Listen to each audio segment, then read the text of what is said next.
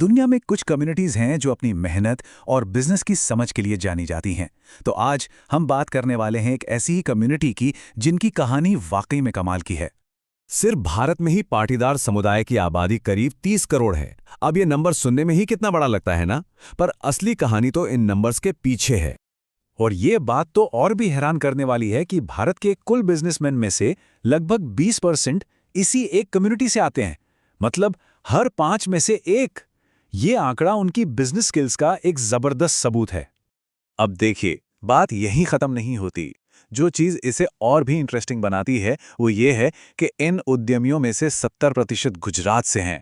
तो जाहिर है इस कम्युनिटी की सफलता की जड़ें कहीं ना कहीं गुजरात की मिट्टी और इतिहास से जुड़ी हुई हैं।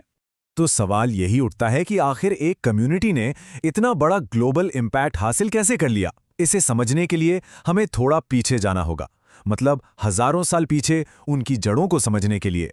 तो चलिए कहानी की शुरुआत करते हैं हजारों साल पहले से, सिंधु घाटी से। वहां एक ऐसा वर्ग रहता था जो अपने आप में बड़ा अनोखा था।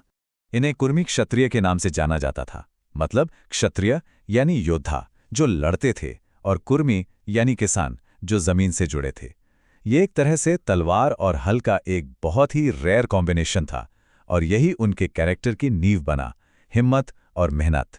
अब ये जो फ्लोचार्ट है ये उनकी पूरी जर्नी को कह सकते हैं बड़ी खूबसूरती से दिखाता है। ये सिर्फ एक फैमिली ट्री नहीं है, बल्कि ये बताता है कि कैसे एक वॉरियर क्लास से एक खास मेहनती कम्युनिटी बनी जिन्हें जंग और खेती दोनों में महारत हासिल थी। लेकिन देखिए, इतिहास हमेशा एक जैसा नहीं रहता। पंजाब की जमीन पर सदियों तक विदेशी हमले होते रहे, और इन लगातार हमलों की वजह से कुर्मी लोगों को अपनी सुरक्षा के लिए एक बहुत मुश्किल फैसला लेना पड़ा। और इसी मुश्किल वक्त में गुजरात उनके लिए एक नई उम्मीद बनकर सामने आया। यह माइग्रेशन एक टर्निंग पॉइंट था, क्योंकि गुजरात की शांत और उपजाऊ जमीन ने उन्हें सिर्फ सेफ्टी ही नहीं दी, बल्कि अपनी खेती की स्किल्स को इस्तेमाल करके आगे बढ़ने का एक शानदार मौका भी दिया। तो ठीक है, गुजरात में बस तो गए, पर इसके बाद इस कम्युनिटी ने खुद को ऑर्गेनाइज कैसे किया? जैसे जैसे ये समुदाय बढ़ा, इसका स्ट्रक्चर भी बदला। तो हुआ ये कि वक्त के साथ ये कम्युनिटी मुख्य रूप से 2 शाखाओं में बंट गई, लेउवा पाटीदार और कड़वा पाटीदार। ये एक तरह से नेचुरल ग्रोथ का नतीजा था। और हाँ, इससे जुड़ी एक बड़ी दिलचस्प लोक कथा भी है। कहा जाता है कि ये नाम भगवान राम के बेटों लव और कुश के नामों पर रखे गए हैं। अब ये कहानी सिर्फ नाम के बारे में नहीं है, बल्कि ये इस कम्युनिटी को सीधे भगवान राम के वंश से जोड़कर एक महान पहचान देती है।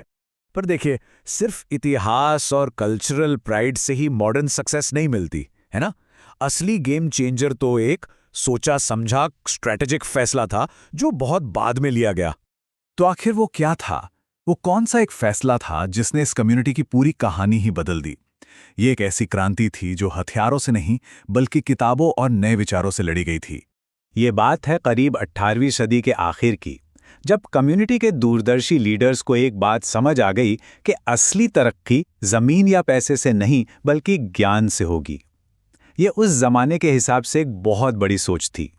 उन्होंने ना सिर्फ बच्चों की पढ़ाई के लिए फंड्स इकट्ठा करना शुरू किया, बल्कि समाज सुधार पर भी फोकस किया। मतलब वो ये अच्छी तरह जानते थे कि सिर्फ आगे बढ़ना ही काफी नहीं है, कुछ पुरानी चीजों को पीछे छोड़ना भी उतना ही जरूरी है। वो पुरानी प्रथाएं जो समाज को कमजोर कर रही थी। तो उन्होंने क्या किया? उन्होंने बाल विवाह, दहेज प्रथा और मृत्यु भोज जैसी महंगी रस्मों के खिलाफ आवाज उठाई। सोचिए, एक ऐसे दौर में जब ये सब समाज का हिस्सा था, इनके खिलाफ खड़ा होना कितना बड़ा और हिम्मत वाला कदम रहा होगा। और इस एजुकेशन रिवॉल्यूशन का जो नतीजा निकला वो कमाल का था। इसने लीडर्स की एक ऐसी पीढ़ी तैयार की जो सिर्फ बिजनेस में ही नहीं, बल्कि साइंस, मेडिसिन, इंजीनियरिंग और पॉलिटिक्स, मतलब हर फील्ड में आगे निकल रही थीं। तो सबसे जरूरी बात जो यहां समझने वाली है वो ये है कि आज की ये जो ग्लोबल सक्सेस है, ये कोई रातों रात नहीं मिली। ये उस दूर की सोच का सीधा नतीजा है जिसका बीज करीब 130 साल पहले बोया गया था। ये विश्वास कि बच्चों की शिक्षा में किया गया इन्वेस्टमेंट सबसे बड़ा और सबसे टिकाऊ इन्वेस्टमेंट होता है। तो कुल मिलाकर ये कहानी प्राचीन योद्धाओं को आज के मॉडर्न एंटरप्रेन्योर से जोड़ती है। और इस कहानी का धागा है मुश्किल समय में टिके रहने की हिम्मत और आने वाली पीढ़ियों के लिए शिक्षा और समाज सुधार में इन्वेस्ट करने की समझ। और पटेल कम्युनिटी की ये पूरी यात्रा हमें एक बहुत ही दमदार सवाल पर लाकर छोड़ देती है कि कोई कम्युनिटी आज जो दूरदर्शी फैसले लेती है, वो 100 साल बाद उसके भविष्य को कैसे बना सकते हैं। ये कहानी इसका एक शानदार उदाहरण है।